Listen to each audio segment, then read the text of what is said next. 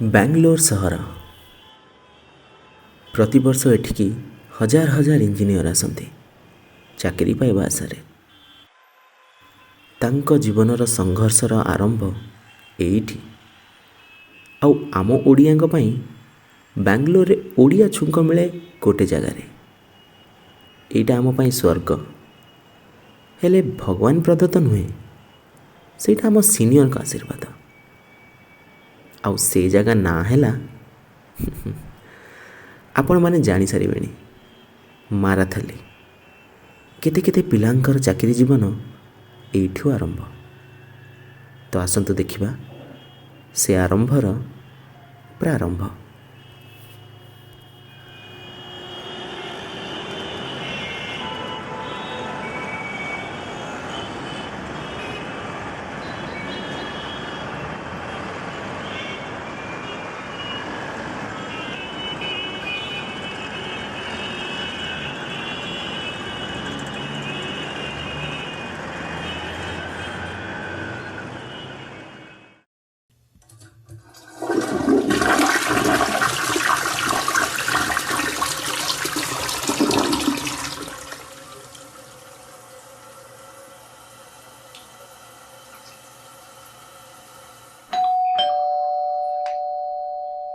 ଆରେ କିଏ ଅଛ?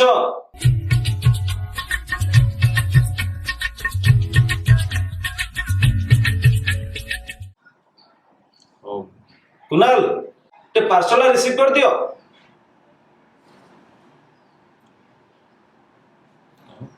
ମୋ ପାଇଁ ସିଗାରେଟ ନାହିଁ। ସିଗାରେଟ ଦବୁ ଯଦି ପାର୍ସଲ ରିସିଭ କରିବି।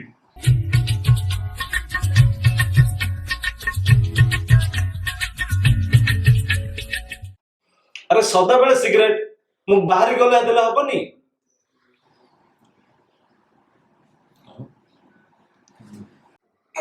ତୋ ଉପରେ କିଛି ଗ୍ୟାରେଣ୍ଟି ନାହିଁ ବାବା।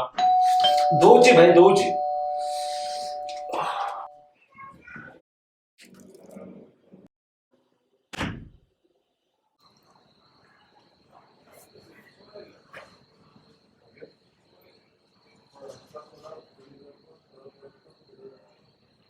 ଶଳା ଧୂଆଁଟା ମୁଁ ଉପରକୁ ଛାଡୁଛି ନା ତଳକୁ ଟାଣୁଛି ଜାଣିପାରୁନି।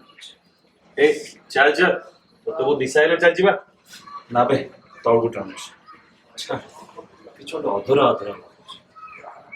ହଁ, ଯାହା କହିଲୁ। ଶଳା ସେ ଏବିସି ଟା ବା ନାହିଁ। ଜାଣିଛୁ 3 Idiots 3 Musketeers କାହିଁକି ଫେମସ୍? 3 ଜଣର ଫ୍ରେଣ୍ଡସିପ କାହିଁକି ଫେମସ୍ ହୁଏ? କାହିଁକି?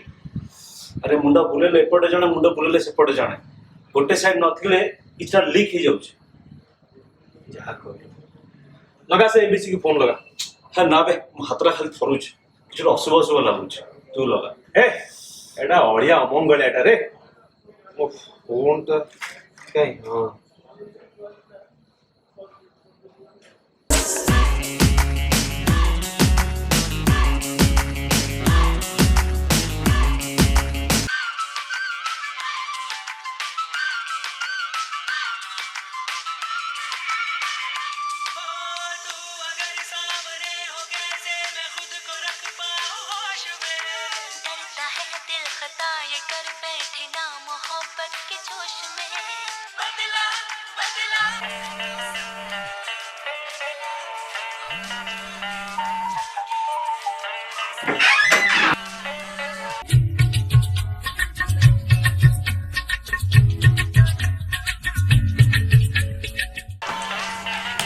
मोबाइल बस उठा।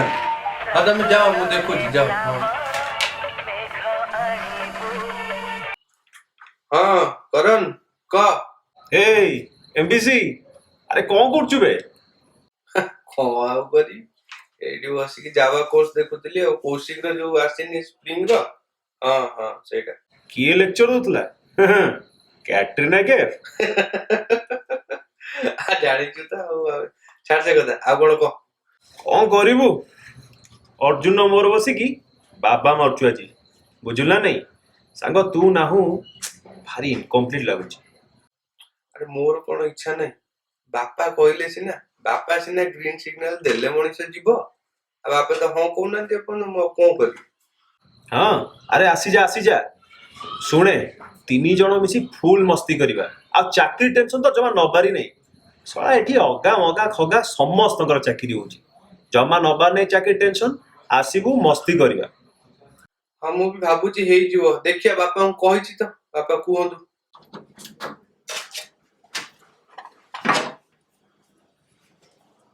ବିକାଶ ଖାଇବା। ଆଚ୍ଛା ଶୁଣେ, ବାପା ଡାକିଲେଣି ଖାଇବା ପାଇଁ ହେଲା। ହଁ କଣ ସେଇ ଆଳୁ ଫାଳୁ ଭର୍ତ୍ତା ଫର୍ତ୍ତା କଣ ଗୋଟେ କରିଥିବେ ଆଉ। ଆମ ଘରେ ରୋଜଗାର। ହଉ ହଉ ରଖ ରଖ, ମୁଁ ଚାଲିଲି। ଚାଲ ବାଏ। ଆସିଲୁ ହଁ ଖାଉନ, ଅପେକ୍ଷା କରୁଛ। ବାପା କରଣର ବାଙ୍ଗାଲୋରରେ ଚାକିରି ହେଇଗଲା। ମୁଁ ଭାବୁଛି ମୁଁ ଯାଇକି ଟ୍ରାଏ କରିବି ବୋଲି। କମ୍ପାନୀ ଚାକିରି କଲା? କଣ ଗୋଟେ କହୁଥିଲା, ଫିଡିଲିଟି। ସେଇଟା କୋଉ କମ୍ପାନୀ? ଆଉ ସାହୁଙ୍କ ପୁଅର ଇନଫୋସିସରେ ହେଲା, ସେ ଆପଣ ମହୀଶୂର ଯାଇଛି ଟ୍ରେନିଂ ପାଇଁ। ତୁ ଆମର ସଫ୍ଟୱେର କମ୍ପ୍ଲିଟ୍ ଟ୍ରାଏ କରିବୁ।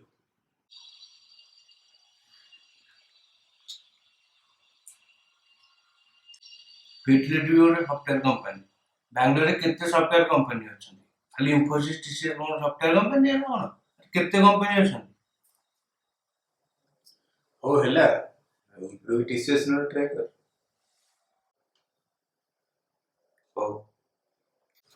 ମୋ ସବୁ ସାଙ୍ଗ ପଳେଇଲେଣି, ସେ ଯାଇକି ଷ୍ଟ୍ରଗଲ କରୁଛନ୍ତି ବାଙ୍ଗାଲୋରରେ। ମୁଁ ବି ଷ୍ଟ୍ରଗଲ କଲେ 2-3 ମାସ ଚାକିରି ମିଳିଯିବ। କଣ କହୁଛ ଯେ? ଦେବ ଭାଇ ବି ଫୋନ କରିଥିଲା କାଲି, କହିଲା ଏଠି ବସିକି ଟାଇମ ୱେଷ୍ଟ କାଇଁ କରୁଛୁ, ସେଠି ଯାଇକି ହେଲେ ଟ୍ରାଏ କର, ଲାଭ ଅଛି। ସେଠି ଗଲେ କୋଉଠି ରହିବୁ? ମାସକୁ କେତେ ପଇସା ଖର୍ଚ୍ଚ ହବ? କରଣ କହୁଥିଲା 6-7 ହଜାରରେ ହେଇଯିବ, ପିଜି ଖର୍ଚ୍ଚ ଆଉ ସେଠି ରହିବା ଖାଇବା ମିଶିକି 6-7 ହଜାରରେ ହେଇଯିବ।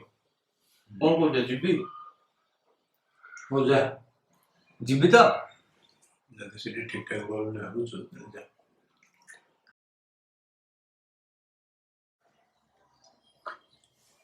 ତାହେଲେ କେବେ ଯିବି ବୋଲି ଭାବୁଛୁ? ଯେବେ ଟିକେଟ ମିଳିବ। ପ୍ରଶାନ୍ତି ଯାଉଛି ସବୁଦିନ, ଆଉ ସଣ୍ଡେ ଗଲେ ଟିକେ ଭଲ। କାହିଁକି? ଆଉ କରଣ ଛୁଟି ଥିବ ନା ସେଦିନ। ଆଉ କରଣ କହୁଥିଲା ସିଏ ଆସିଯିବ ଷ୍ଟେସନକୁ ମତେ ନବା ପାଇଁ। ତାରି ପିଜିରେ ରହିଯିବି ଆଉ। ଆଚ୍ଛା, ସେ ଯଦି ରିଜର୍ଭେସନ କନଫର୍ମ କରିକି ଯା, ଟିକେଟ କରିଦେ। ଯିବି ତ? ହଁ। ଧୀରେ କା ତଣ୍ଟିରେ ଲାଗିବ।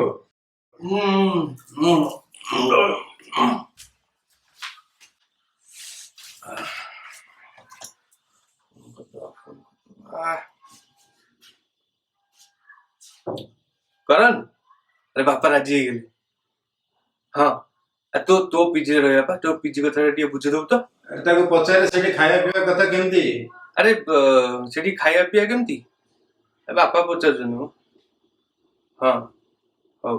ଆରେ ସଫଳ ମିଳୁଛି ସେଠି? ସଫଳ କଣ? ଶିଖର? ସଫଳ ଶିଖର କଣ? ସଫଳ ଶିଖର କଣ?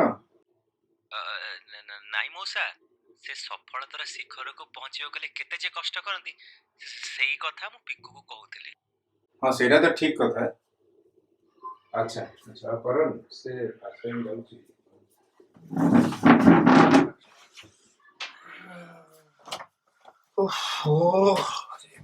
ଲେଟ୍ ହେଇଗଲା ରେ, ଲେଟ୍ ହେଇଗଲା। ଏ ମିକ୍ସଚରଟା ରଖିଦିଅ, ମିକ୍ସଚର ନେଇଯିବ? ନାଇଁ ମିକ୍ସଚରଟା ରଖ। ଜାଗା ନାହିଁ ଆଉ। ଜାଗା ହେଇଯିବ, ମୁଁ କରିଦେବି। ମିକ୍ସଚର ଟା ନେଇଯିବ ମୁଁ। ଜାଗା ଅଛି।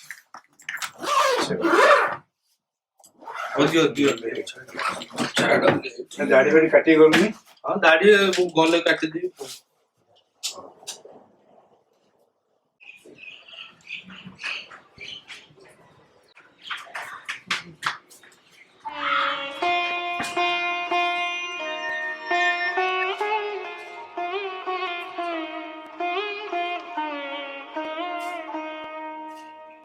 କଣ ଛାଡ଼ିଦେଲୁ କି?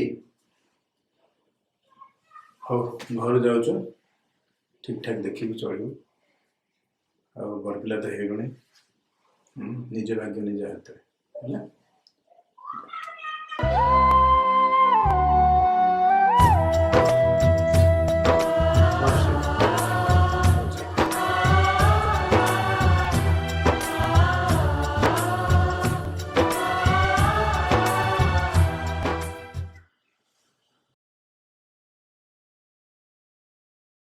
ମୋ ଦେହେ ବୋଳି ଦେ ତୋ ଦେହ କଳା।